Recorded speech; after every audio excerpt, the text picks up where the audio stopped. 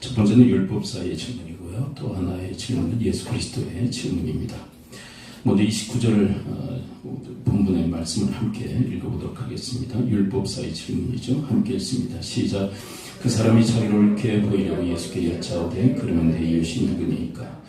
이 사람의 질문을 보게 되면 이 사람이 도대체 어떤 사람인지를 알게 되어지죠. 사람의 말을 들으면 그 사람이 어떤 존재인지를 알게 되는 것처럼, 그리고 특별히 어떤 질문을 하느냐가 그 사람의 정체를 드러내게 됩니다. 내 이웃이 누구입니까? 자기 중심적인 사람이고요. 그리고 이웃들을 갈라치게 하는 사람임을 이야기를 하고 있는 것이죠. 사랑할 만한 사람이 있는가 하면 사랑 못할 사람이 있다라고 이 사람은 생각하고 있는 것입니다. 자, 그러나 예수님의 이웃에 대한 질문은 전혀 다른 차원의 질문이죠. 36절을 함께 읽어보도록 할까요? 36 함께 읽습니다. 시작. 내 생각에는 이 세 사람 중에 누가 강도 만난 자의 이웃이 되겠느냐? 예수님의 질문은 강도 만난 자, 상대를 중심으로 해서 이루어진 그런 질문이라 할 수 있습니다. 뭐가 다르냐? 너무 다른 거예요. 누가 중심이냐라는 차원에서 내 이웃이라고 하는 이 질문을 드렸던 율법사는 자기 중심적 인생임을 분명히 드러내고 있다면, 예수님의 질문은 이웃 중심적 삶의 이야기들을 담고 있다는 것입니다. 예수님은 자기 중심이 아니라 이웃 중심의 인생을 살아가심을 이야기를 하고 있는 것이죠. 이 강도 만난 자, 사랑에 필요한 사람을 중심으로 해서 인생이 흘러가야 된다는 것을 이야기하십니다. 예수님이야말로 바로 그런 삶을 사셨던 분이죠. 강도 만난 자와 같은 우리들, 그런 우리들을 사랑하시기 위해서 이 땅에 오셨고 십자가에서 죽으시기까지 그렇게 하신 분, 그분이 바로 강도 만난 자의 이웃이 되어주신 그리스도인 것이죠. 이 질문에는 바로 그리스도의 형상이 담겨있다, 그렇게 말을 해도 과언이 아닐 것입니다. 그리고 이 사마리아인이 강도 만난 자의 이웃이 되어준 것입니다. 그렇다면 이 사마리아인은 도대체 어떤 사람일까요? 누가복음 10장 27절, 우리가 함께 읽었던 27절 말씀에 바로 이 사람의 정체가 담겨져 있습니다. 이 사람은 바로 27절의 사람입니다. 27절 함께 읽습니다. 시작. 대답하여 이르되 내 마음을 다하며 목숨을 다하며 힘을 다하며 뜻을 다하여 주 너희 하나님을 사랑하고 또한 내 이웃을 내 자신과 같이 사랑하라 하였나이다. 이 최고의 율법을 지키고 행한 바로 그런 사람, 바로 이런 전인적 인격의 사람, 그 사람이 바로 사마리아인임을 예수님께서는 이야기를 하고 계신 것입니다. 첫 번째로는 마음을 다해서 사랑하는 인물, 하나님뿐만 아니라 이웃도 사랑했다라고 이야기를 합니다. 자, 그 증거가 33절에 드러나고 있는데요. 마음을 다해 사랑하는 이 사람에게 어떤 현상이 일어날까요? 33절 함께 읽어봅니다. 시작. 어떤 사마리아 사람은 여행하는 중 거기 이르러 그를 보고 불쌍히 여겨. 이 마음의 상태가 불쌍히 여기는 긍휼의 마음이 있었다고 얘기합니다. 근데 이 긍휼의 마음은 사실 하나님의 마음이에요. 강도 만난 자를 향해서 긍휼심을 가지고 계셨던 분이 하나님의 마음인데, 그 하나님의 동일한 마음이 이 사마리아인에게 있었다라고 얘기합니다. 어떻게 보면 마음이 통하는 그런 관계, 통하는 사이다, 이렇게 얘기할 수 있죠. 근데 어떻게 이런 일들이 일어났느냐? 이 성경은 이렇게 우리에게 해석하고 있어요. 우리가 마음을 다해서 하나님을 사랑하면 하나님의 마음과 우리는 통하게 되어 있다, 그렇게 얘기를 하는 거예요. 그런데 그 마음이 다른 것을 향하게 되면 다른 것과 우리는 통해요. 네. 그런데 이 마음이 하나님을 향하여 하나님을 사랑하게 되면 하나님과 그 마음을 통할 수 있다. 하나님과 교통할 수 있다. 하나님과 공감된 마음을 가질 수 있다라고 성경 이야기를 하고 있는 것이죠. 여러분, 우리가 지금 장마의 계절을 지내고 있습니다. 많은 비가 내리고 있죠. 자, 그런데 여러분, 여기 이와 같은 그릇이 있는데 이 그릇을 어떻게 해놔야 그 장마비가 여기에 가득 채워 넘치게 될까요? 자, 간단하죠? 이 입구를 하늘을 향해, 비가 오는 방향인 하늘을 향해 놓았을 때 가득 채워지고 또 넘치게 되어집니다. 자, 그런데 이것을 거꾸로 뒤집어 놓으면 어떻게 될까요? 거꾸로 뒤집어 놓으면 아무리 장마비가 10일, 20일 내린다 할지라도 한 방울도 이 컵에, 그릇에 담기지 않게 될 것입니다. 여러분, 이것이 바로 이 마음을 다해서 하나님을 사랑하는 모습이라는 거예요. 우리가 마음을 다해서 하나님을 사랑하게 되면 하나님을 전심으로 향하게 돼요. 네, 전심으로 향하면 하나님의 마음이 우리의 마음에 부어지게 되어진다는 것입니다. 인간의 마음은 그렇게 호락호락한 마음 아니죠. 네, 강도 만난 자, 불쌍한 자를 보고 불쌍히 여길 수 있는 것, 그 하나님의 마음이 우리 가운데 부어져야만 가능하다라고 성경은 이야기를 하고 있어요. 바로 율법사가 그렇게 하나님의 마음과 마음이 합했던, 그렇게 통했던 그런 관계였다라고 얘기를 하십니다. 여러분들도 마음을 다해서 하나님을 사랑하기에 하나님의 마음이 여러분들 가운데 부음바 되어줄 수 있게 되기를 축원을 드립니다. 이것이 바로 가까운 하나님과의 관계 속에서 일어나는 현상이라 할 수 있어요. 여러분, 우리가 인간 관계를 맺고 살아가다 보면 이 감정이입이, 감정이 잘 통하는 그런 사이들이 있어요. 특별히 부부간의 관계가 그 감정이 잘 통하죠. 이 배우자가 기분이 나쁘면 내 기분도 나빠져요. 왜냐하면 관계가 너무 친밀하고 가깝기 때문에 그래요. 여러분, 먼 사람, 멀리 떨어져 있는 사람의 그 감정과 내 감정은 통하지 않아요. 멀리 떨어져 있기 때문에. 그러나 관계가 가까우면 가까울수록 감정의 이입은 상당히 빠릅니다. 내 기분이 나쁘면 상대방의 기분도 나빠요. 관계가 친밀하면 친밀할수록. 여러분, 우리가 마음을 다해서 하나님을 사랑하다 보면 하나님과 아주 친밀한 관계, 깊은 관계에 접어들게 돼요. 그러면 그 하나님의 마음, 긍휼히 여기는 마음이 내 안에 이입되는 것이 상당히 빠르게 급속히 우리 인생 속에 일어나는 현상으로 우리는 감지하게 됩니다. 여러분들에게 마음을 다해 사랑하심으로 하나님의 그 마음이 여러분들 가운데 부음바 되어지기를 축원을 드립니다. 그뿐만이겠어요? 하나님이 부으시는 놀라운 은혜와 축복도 여러분들께 부어지고 넘치는 그런 역사가 있을 수 있게 되기를 축원을 드립니다. 그 다음에 두 번째는 목숨을 다해서 사랑했던 인물이 사마리아인입니다. 여러분, 이 사마리아인이 지금 맞닥뜨린 이 상황은 상당히 목숨이 위험천만한 그런 상황입니다. 강도 만난 자, 그 사람이 바로 강도를 만나서 이렇게 내팽개쳐진 그런 삶의 상황 속에 놓인 것입니다. 언제 강도가 출몰할지 몰라요. 그래서 두 사람이 먼저 왔으나 피해 도망갔죠. 누구입니까? 제사장과 레위인이 이 강도 만난 자를 보고 피해 지나갑니다. 왜 그럴까요? 언제 강도가 출몰할지 모르는 그런 상습 지역이기 때문에 그래요. 자, 그렇지만 여러분, 이런 상황임에도 불구하고 사마리아인은 자기의 목숨을 걸고 이 강도 만난 자를 지극정성으로 돌보는 모습을 보게 되었습니다. 한마디로 얘기해서 목숨 걸고 사랑하는 인물이 바로 이 사마리아인이다라고 정의를 내릴 수 있어요. 여러분, 사람들은 자기의 생명만을 위하죠. 어떻게 내 생명을 유지할 수 있을까? 얼마나 많은 생을 영위할 수 있을까? 자기의 목숨을 위해서 살아갑니다. 그러나 우리는 그 목숨을 하나님을 위해서, 이웃을 위해서 살아가도록 부르심을 받은 존재들인 줄을 믿습니다. 여러분, 이 땅에 많은 사람들이 자기 목숨을 위해 살지 얼마나 더 많은 연장의 인생을 살아갈까? 근데 여러분, 하루를 더 살면 무슨 의미가 있을까요? 최근에 나오는 통계 자료에 의하면 여러분, 예달보다 우리의 평균 수명이 늘어났습니다. 근데 그 평균 수명 늘어난 만큼 요양원이나 병원에서 보내는 경우가 너무 많다는 거예요. 많이 늘어나면 뭐하죠? 요양원에서, 병원에서 누워서 보낸다면 사실 그것은 의미가 없어요. 여러분, 그것을 저는 뼈저리게 경험한 사람입니다.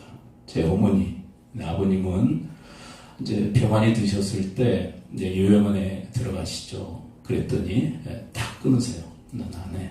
난 안 가. 그리고는 며칠 만에 하나님의 부르심을 받았는데 어머니는 요양원에서 한 3, 4년 보내셨어요. 네, 그것이 얼마나 힘들고 어려운 시간인지.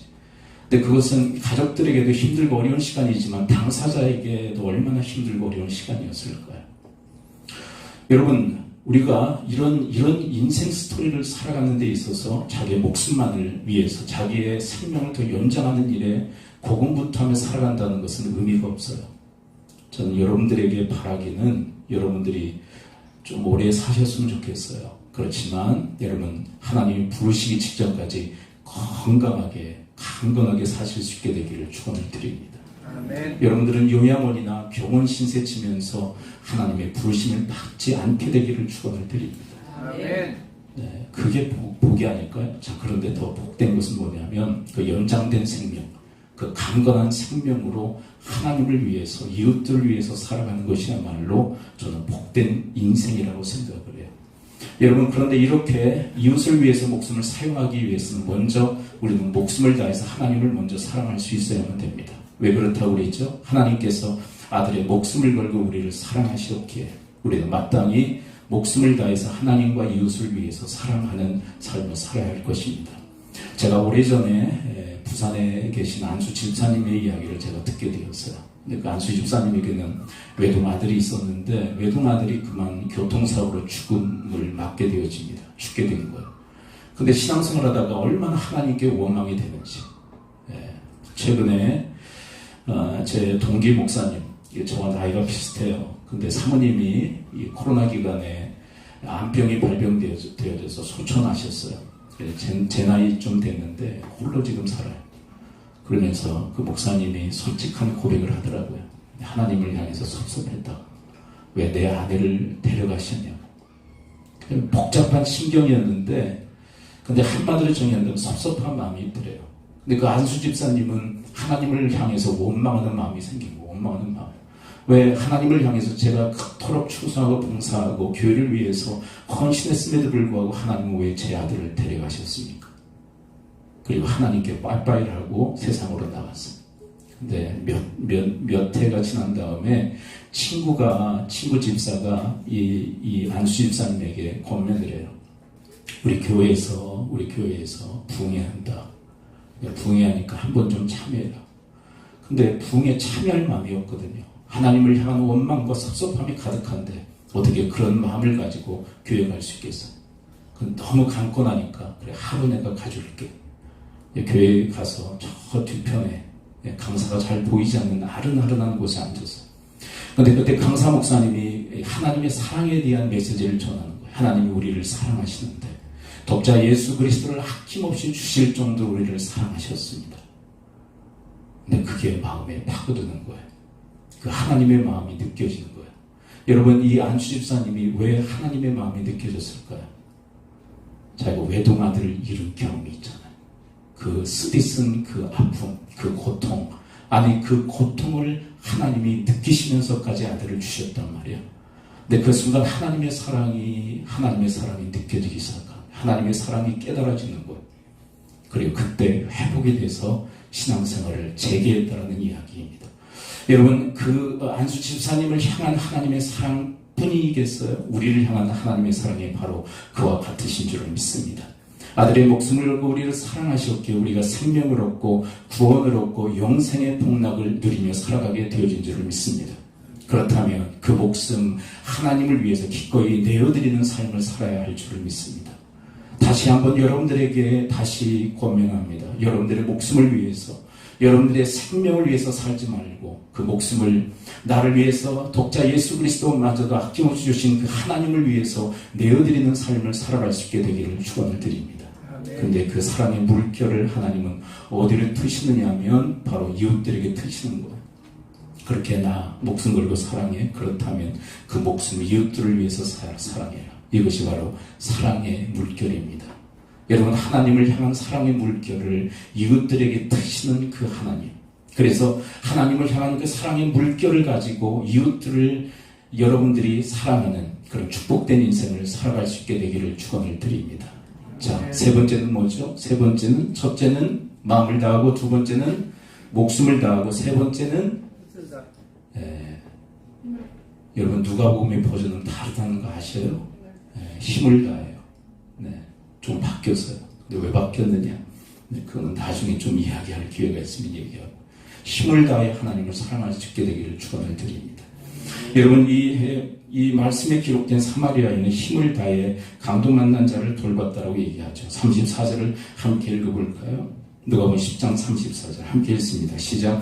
가까이 가서 기름과 포도주를 그 상처에 붓고 싸매고 자기 짐승에 태워 주막으로 데리고 가서 돌보아 주니라. 35절. 그 이튿날 그가 주막 주인에게 데나리온 둘을 내어주며 이르되 이 사람을 돌보아 주라. 비용이 더 들면 내가 돌아올 때 갚으리라 하였으니. 여러분, 이 사람은 힘을 다해서 사랑한 줄을 믿습니다. 힘을 다해 지금 사랑하잖아요. 그래, 기름과 포도주를 그 상처에 붓고 응급처치를 하죠. 그리고 자기 나귀에 태워서 주막에 데리고 와서 돌봐줍니다. 시간이 됐는 때까지. 그리고 이제 급한 일이 있어 이제 갔다 와야 돼요. 그래 2데나리온을 주고 이 주막 주인에게 돌봐달라고 부탁을 합니다. 그래 다시 돌아오면 내가 비용이 더 들었으면 내가 그걸 갚으리라고 얘기합니다. 어떻습니까? 여러분 그냥 적당주의로 돌보고 있습니까? 아니면 최선을 다해서 힘을 다한 사람의 섬김이었습니까? 하나님께서 우리에게 원하시는 그런 삶의 라이프 스타일, 그것이 바로 이런 모습인 줄을 믿습니다. 여러분들에게 맡겨주신 강도 만난 자, 여러분들에게 맡겨주신 이웃들을 향한 사랑이 이렇게 지극할 수 있게 되기를 축원을 드립니다. 우리 사회에 만연된 게 뭐냐면 그냥 적당주의죠. 네, 이것은 어떻게 보면 사람의 눈을 의식하며 살아가기 때문인지도 몰라요. 사람이 볼 때는 열심히 하는 것 같으나 사람이 보지 않으면 그냥 대충 일하는 그런 우리의 삶의 모습. 네, 대충주의, 적당주의죠. 그러나 우리는 사람 앞에서 사는 존재들이 아니라 하나님 앞에서 코람데오 하나님 앞에서 살아가는 존재들인 줄 믿습니다. 사람이 보든 안 보든 여러분들에게 맡겨주신 일, 그리고 여러분들에게 맡겨주신 이웃들을 향한 최선의 삶을 경주하며 살아갈 수 있게 되기를 축원을 드립니다. 그리고 율법사에게 이렇게 말씀하시죠. 37절을 함께 읽어보도록 합니다. 이런 사마리아인의 비유의 말씀을 하신 다음에 이 율법사에게 하신 당부의 말씀 37을 함께 했습니다. 시작. 이르되 자비를 베푼 자니이다. 예수께서 이르시되 가서 너도 이와 같이 하라 하시니라. 하나님의 뜻을 알았으면 그대로 행하라 라고 얘기합니다. 순종을 요청하고 있는 거죠. 여러분 힘을 다하는 최선의 삶이 도대체 뭐냐? 그것은 순종하는 삶이에요. 여러분들의 인생 속에도 하나님의 뜻을 알았으면 여러분 그 뜻을 위해서 여러분들이 순종하는 삶을 통해서 힘을 다하는 그런 최선의 삶을 경주하며 살아갈 수 있게 되기를 축원을 드립니다. 우리가 하나님의 뜻을 알았지만 하나님 무엇을 의도하신지를 알았지만 행하지 않는다면 힘을 다하고 있는 것은 아니에요.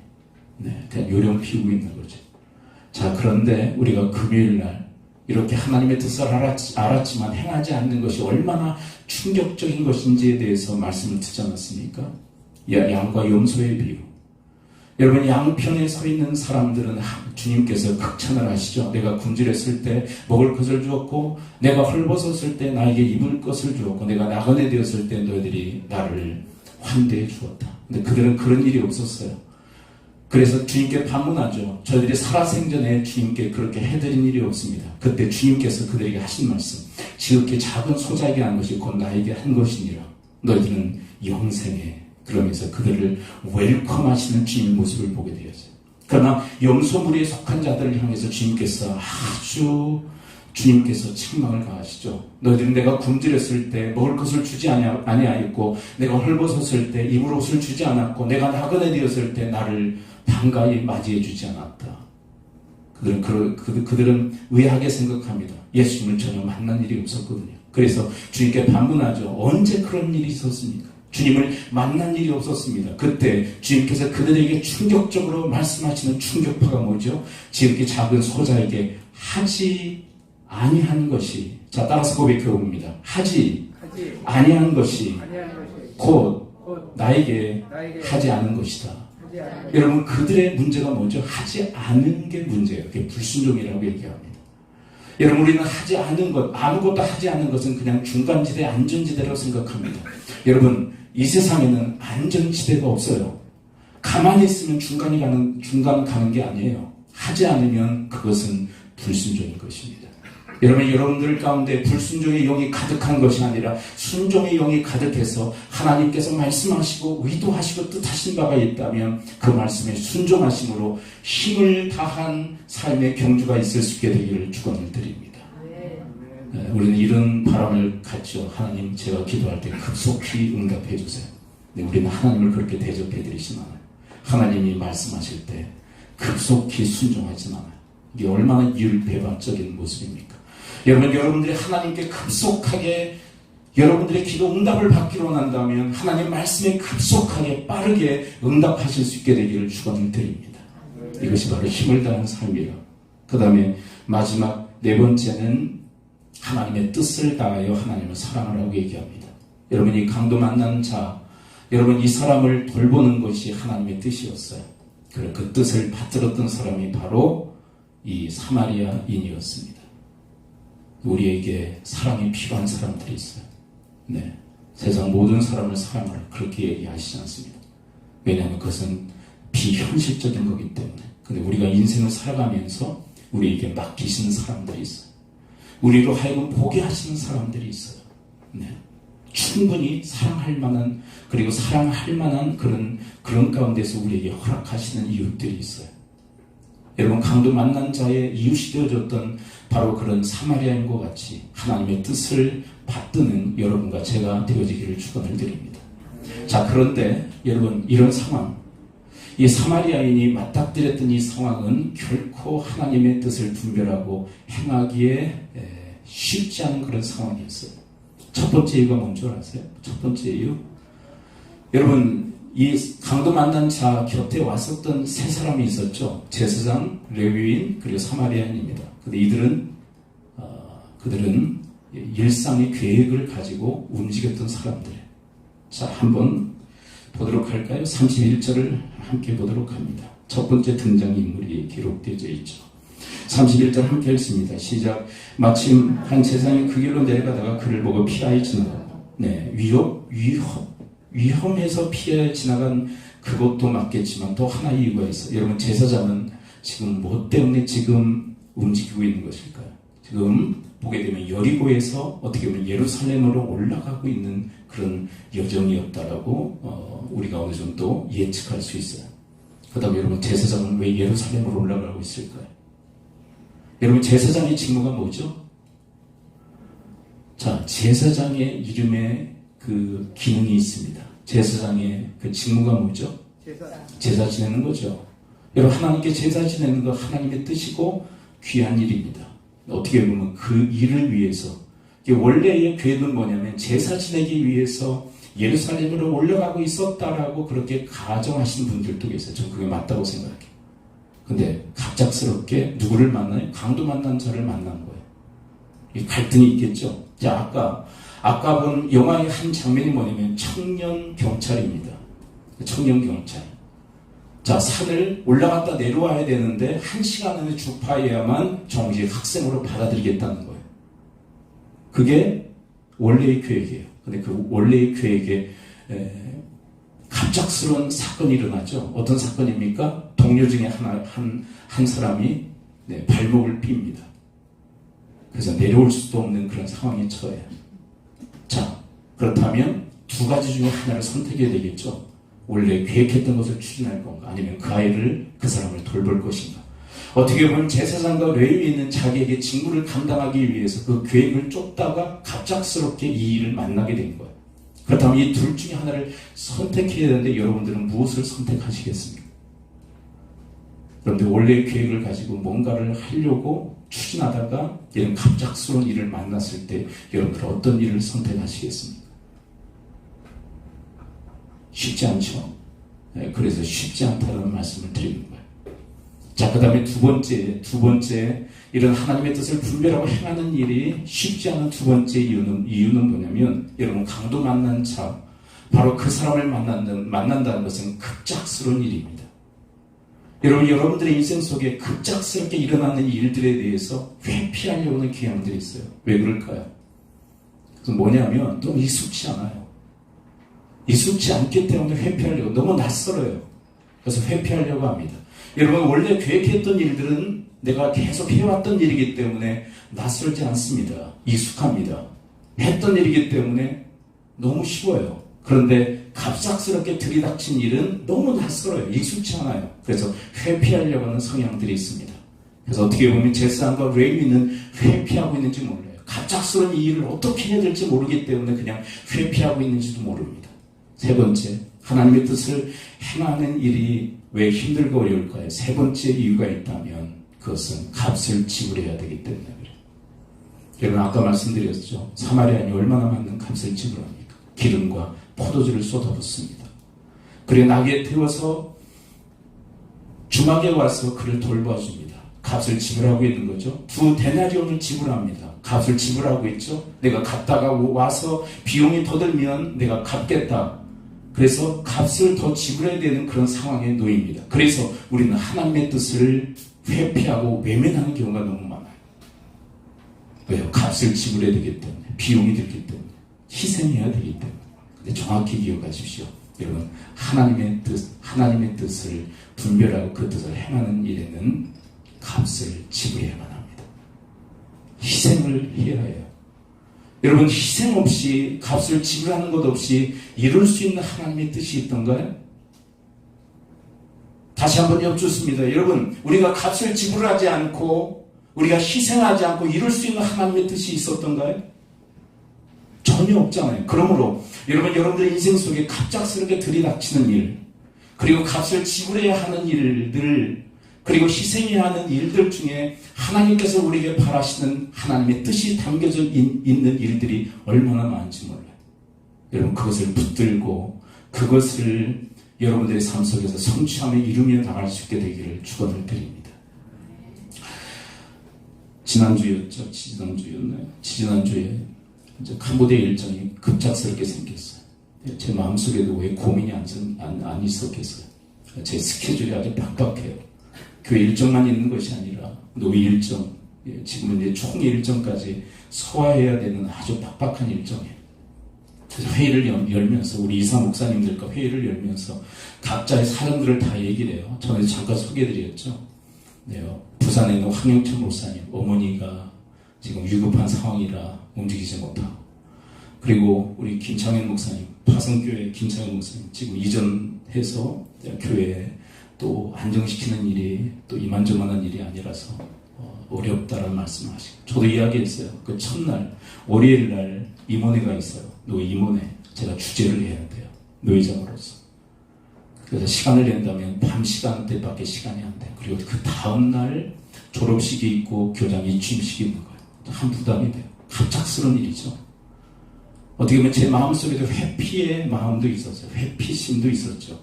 회피하고 싶다. 근데 가만히 생각해 보니까 하나님께서 가기로 원하세요. 가기로 원하세요. 여러분, 가는데 이게 이만저만한 이 값을 지불해야만 하는 그런 상황임을 제가 알아요. 여러분, CM리까지 지금 직항이 열리질 않았어요. 그래서 푸놈펜을 경유해서 들어가야 돼요. 근데 푸놈펜까지 한 5시간, 저녁 7시 반에 비행기를 타면 거의 11시, 12시에 도착을 해요. 2시간 차이가 있어서 2시간은 벌고 들어가죠. 근데 푸놈펜에 도착하면 밤 시간이에요. 그래서 학교에서 저한테 연락이 왔어요. 우리 김현일 목사님, 지금 이제 교장 선생님으로 이제 취임하신 김현일 목사님 차 가지고 저를 픽업하기 위해서 오시겠다는 거. 5시간 오셔서 5시간 또 타고 저를 데리고 가시겠다고 얘기하시더라고요. 그러면 다음날 행사에 지장이 있습니다. 제가 알아서 가겠습니다. 저번에 우리 작년인가요? 우리 노예 임원들과 캄보디아 간 경험이 있었어요. 가이드의 그런 인도를 받아서 모든 일정을 소화했는데 그 가이드에게 연락을 해서 픽업 차량 필요한데 보낼 수 있냐? 네, 있다는 거예요. 그리고 오케이. 그리고 그 픽업 차량을 타고 5시간을. 근데 계속 비가 내려요. 여러분, 캄보디아도 지금 우기예요, 우기. 계속 비가 내려요. 이번 아들과 제가 같이 갔는데, 아들 얘기는 하지 말라고 그랬는데, 아들하고 같이 가서 짐이 너무 많아요. 40kg 이상. 혼자 40kg 이상을 다 들고 갈 수가 없어요. 나눠서 아들과 함께 그 픽업 차량을 탔는데, 앞이 잘 보이지 않아요. 그리고 캄보디아 도로 사정은 우리나라와 도로 사정과 같지 않아요. 너무 힘들고요. 각오하고 간 거예요. 그리고 일정 소화하고 왔는데 밤 시간에 또 돌아오는 일정이에요. 그래서 가는 날도 밤을 꼬박 세우고 오는 날도 거의 밤을 꼬박 세웠어요. 그래서 제가 며칠간 해롱해롱한 거 아시죠? 여러분, 주일에도 교동문 이상한 거 아시죠? 이상하게 만들어놨죠. 정신이 없어도. 값을 지불해야 되지만 그것이 하나님의 뜻이라면, 그리고 급작스럽게 우리에게 들이닥치는 일이 하나님의 뜻이라면, 여러분, 그것을 우리가 분별하고 행해 나가야 할 줄을 믿습니다. 아멘들이 없으십니다. 급작스러운 일은 제가 받아들일 수 없습니다. 하나님, 저하고 좀 차분차분하게 좀 상의하실 수는 없나요? 왜 이렇게 급작스럽게 하나님의 뜻을 알려주십니까? 여러분들의 일상도 하나님의 뜻이라면 그 일상 속에 파고드는 하나님의 그 갑작스러운 그런 급박한 하나님의 뜻은 더 우선순위의 뜻인 줄을 믿습니다. 그걸 받들어야 돼요. 받들어야 돼요. 근데 우리는 이런 성향이 있죠. 좀 차분하게 알려주시면 제가 하겠습니다. 그러나 급작스러운 것은 제가 놓습니다. 제가 감당할 마음이 없어요. 그러나 여러분, 우리 인생 속에 주님께서 차분차분하게 말씀하실 때도 있지만 급박하게 이야기하실 때도 있어요. 여러분, 이 사마리아인이 맞닥뜨리니 강도 만난 자는 차분차분하게 발생한 문제입니까? 갑작스러운 급박한 문제였나요? 갑작스러운 것이었어요. 이 사람이 왜 이렇게 이런 갑작스러운 일이 일어났단 말인가? 급박한 일은 하나님의 뜻이 아닐 가능성이 크다 그리고 지나쳤다면 그는 중요한 일을 감당했어도 하나님의 뜻을 행한 건 아니었단 말이에요. 네.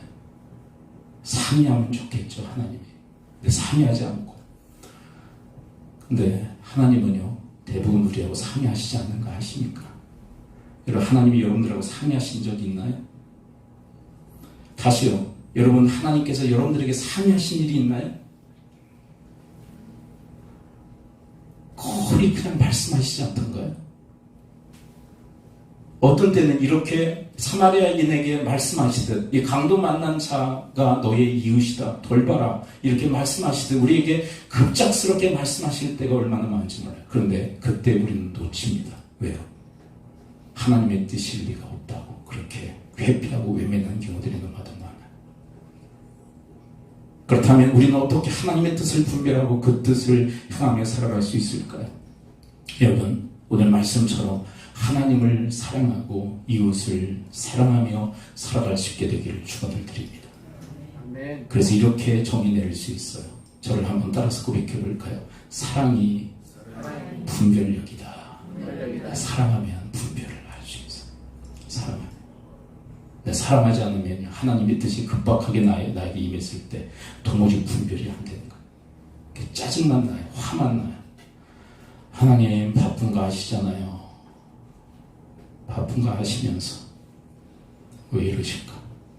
하나님 제 형편 아시잖아요. 근데 또 값을 지불하라고요? 정신이 있으십니까? 없으십니까? 결국 사랑의 부재 가운데서 우리는 하나님의 뜻을 그냥 흘려보내는 경우들이 얼마나 많지 몰라요. 그런데 여러분, 중요한 것은 뭐냐면 여러분, 그렇게 흘려보내고 또 흘려보내면 하나님의 감동은 이제 더 이상 우리에게 주어지지 않을 때가 있다는 거예요. 왜 그럴까요? 하나님의 효과가 없음을 아시기에 더 이상 하시지 않게 되는 거예요. 여러분, 하나님이 신나게 우리를 감동하시는 인생이 되시기를 축원을 드립니다. 급박하게 하나님의 뜻을 계시하셔도 많은 값을 지불을 해야 되는 하나님의 뜻이 계시되어져도 일상을 깨트리는 그런 와중 속에서 우리에게 주시는 하나님의 뜻을 받들 수 있다면 하나님은 신나서 우리에게 당신의 뜻을 감동하실 줄을 믿습니다. 왜요? 이 사람은 내 뜻이 언제든 일상이건 급박하게 주어지건 어떤 값을 지불하건 행하는 자이기에 하나님은 기쁨으로 그에게 말씀하시는 거예요. 그리고 우리에게 이렇게 이야기하실 거예요. 비용이 더 들면 내가 갚아줄게. 사마리아인이 그 여관 주인에게 말하는 것처럼 비용이 더 들면 말이야, 내가 갚아줄 거야. 여러분, 그 음성이 여러분들의 인생 속에 성취되어지고 이루어지는 그런 복락의 사람들 되어지기를 축원을 드립니다. 그렇다면 이렇게 하나님을 사랑하고 예수를 사랑할 수 있다면 우리에게는 어떤 결과가 있게 될까요? 설교 초대에 보았던 청년 경찰과 유사한 이야기가 회자되어지고 있죠. 썬다싱의 이야기. 동행과 함께 겨울에 한 산을 넘게 되었습니다. 한 사람이 쓰러져 있습니다. 둘이 상의하죠. 어떻게 할 것인가. 야, 우리도 힘들고 어려운데 그냥 지나가자. 썬다싱이 얘기합니다. 저를 그냥 두면 죽을 거야. 네가 알아서 해. 그리고는 일행은 지나가 버립니다. 썬다싱은 그 사람을 등에 업고 너무 무척 힘들고 어려운 발걸음을 하나씩 둘씩 떼어놓기 시작합니다. 열이 나죠. 열이 나면서 뒤에 얼어 죽어가던 그 사람이 이제 그 열로 다시 살아납니다. 힘들고 어렵죠. 어느 정도 가다가 한 사람이 쓰러져 죽어 있는 모습을 보게 되었습니다. 그 사람은 누구죠? 일행이었지만 그냥 먼저 지나쳐버린 그 사람. 그러나 선다시는 그 사람과 함께 그 산을 넘었다는 이야기, 너무나도 유명한 회자가 되는 이야기 아닙니까? 여러분, 우리가 강도 만난 자를 돌보고 그를 살릴 때 여러분, 우리도 살아나는 역사가 있게 되줄 줄을 믿습니다. 우리도 살아요. 하나님께서 우리의 상을 결코 잊지 않으실 줄을 믿습니다. 하나님께서 허락하시고 하늘의 상급을 우리 가운데 허락해 주실 줄을 믿어요. 여러분, 이 모든 것, 이 모든 이런 행동 강령의 그 기초는, 베이직은 뭐냐면 내가 그렇게 너희들을 사랑했기에, 그렇죠? 마음을 다하고 목숨을 다하고 뜻을 다하고 힘을 다하여 강도 만난 너희들을 내가 사랑했듯이 너희들도 그렇게 강도 만난 자의 이웃이 되어주라고 하는 그 음성을 여러분들이 세미하게 들을 수 있는 주님의 사람들 되어지기를 축원을 드립니다. 무척 고민이 많아요, 요즘. 이 시리즈 설교가 참 계속 연속되어지는데 부담들이 되겠다. 근데 여러분, 행하지 않으면 부담이지만 행하면 자유로워요. 행하면, 근데 참 부담도 되겠다. 근데 그냥 인간의 목소리를 듣지 말고 하나님의 음성을 듣고 여러분들의 삶 속에서 작지만 여러분 소박하지만 실천의 장이 먼저 있을 수 있게 되기를 축원을 드립니다. 조금만 버티자. 그러면 이 설교 시리즈 끝난다. 그러지 마시고 하나님이 싫어하세요. 그런 건 싫어하세요. 여러분, 우리 지금 하나님 앞에 직면하며 살아가야 돼요. 하나님이 나 어떻게 생각하실까? 하나님 어떻게 생각하실까? 지금 한 걸음 한 걸음 목회, 지금 코로나 이후에 이제 목회 현장 속에서 발걸음을 내딛는 이 과정이 어떻게 보면 전 살얼음판을 걷는 것 같아요. 그리고 이 기회를 우리가 샀으면 좋겠어요. 값을 지불하시며 그냥 넉넉히 있다가 하나님의 기회는 송두리째 다 지나가 버려요. 근데 제가 더 두려워하고 무서워하는 것은 뭐냐면 더 이상 감동이 없는 인생이 될 때, 하나님은 더 이상 감동하지 않으실 때, 그건 더 비참한 거예요. 여러분들이 사용하고 사용하는 것은 더욱더 감각이 뛰어나고 그 재주도 능력도 뛰어나게 됩니다. 왜요? 계속 사용하니까. 근데 안 하면 퇴화예요. 우리의 육신도 그렇고 우리의 감각도 다 그래요. 영적인 것도 마찬가지. 안 하면 다 퇴화합니다. 아무런 것도 느낄 수가 없어요. 그러면 여러분, 작은 것 하나라도 소중히 받고 그것에 대해서 여러분들이 하나님의 그 영적 분별력 가운데 순종하며 나갈 때 하나님의 귀한 은혜가 여러분과 저의 인생을 정말 충만하게 하고 덮는, 그리고 넘치는 그런 역사로 있을 수 있게 되기를 축원을 드립니다. 기도하죠.